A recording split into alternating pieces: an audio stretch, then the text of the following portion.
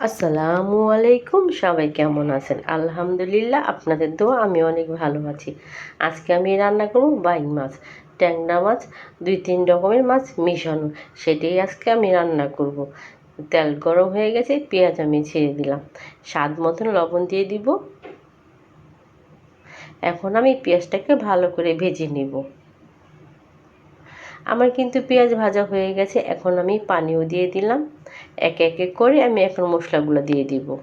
দিয়ে দিলাম হলুদ গুঁড়া, মরিচ গুঁড়া,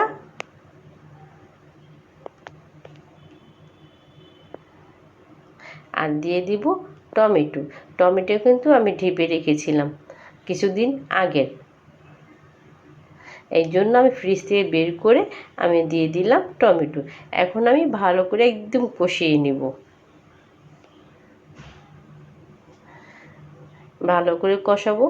আর দিয়ে দিলাম একটা ছোট আলু, চিরি চিরি করে কেটেছি এবং পাতলা করে কেটেছি। এখন আলু দিয়ে মশলাটাকে আমি আবার কষিয়ে নেব।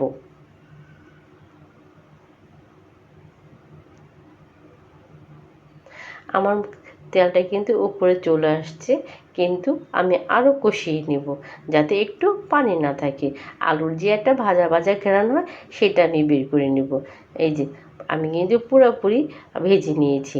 এভাবে ভাজলে কিন্তু আলুর কিন্তু একটা ঘ্রাণ আসে। এখন আমি দিয়ে দিব মাছ সবটুকু। মাছ দিয়ে কিন্তু আমি আবার কষিয়ে নেব এবং দিয়ে দিব পানি।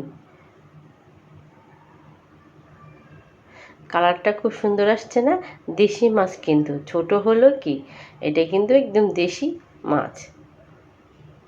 পানি দিয়ে দিলাম, একটু নাড়া দিয়ে দিলাম। এখন শুধু রান্নার পাল্লা। দিয়ে দিলাম 2-3টা কাঁচামরিচ।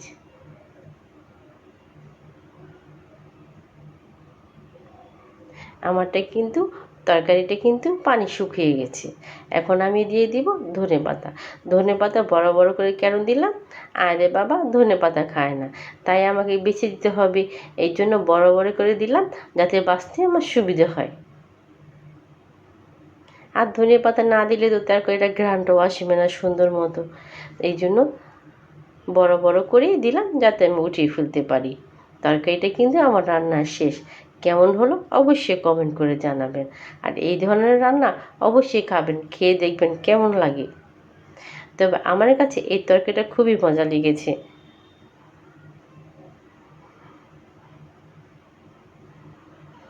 এইভাবে আপনারা বাসায় খেয়ে অবশ্যই দেখবেন, খুব ভালো লাগবে।